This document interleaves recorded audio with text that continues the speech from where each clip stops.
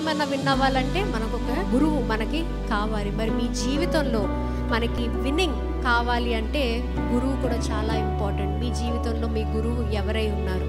ఆ దేవుడై ఉన్నారా, లేదంటే ప్రపంచం అయి ఉందా, లేకపోతే ఎప్పుడు మిమ్మల్ని కిందకి లాగే మీ యొక్క కొలీగ్స్ కానీ మీ ఫ్రెండ్స్ కానీ అయి ఉన్నారా? చాలాసార్లు మనకి మంచి చేస్తున్నారు అనుకుంటారు, కానీ ప్రతిసారి మన బలహీన సమయాలనే మనం గుర్తు చేస్తూ ఉంటారు, మన బలహీనతలు గుర్తు చేస్తూ ఉంటారు. అలాంటి వారితో మీరు సహవాసం కలిగి ఉన్నారా?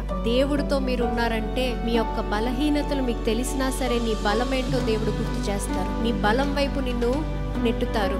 నీకు ఏ గురి కావాలో ఆ గురి వైపు నిన్ను ముందడుగు వేసేలాగా దేవుడు ఆ బలాన్ని, ఆ విజ్డమ్ని, ఆ జ్ఞానాన్ని మీకు ఇస్తూ ఉంటారు.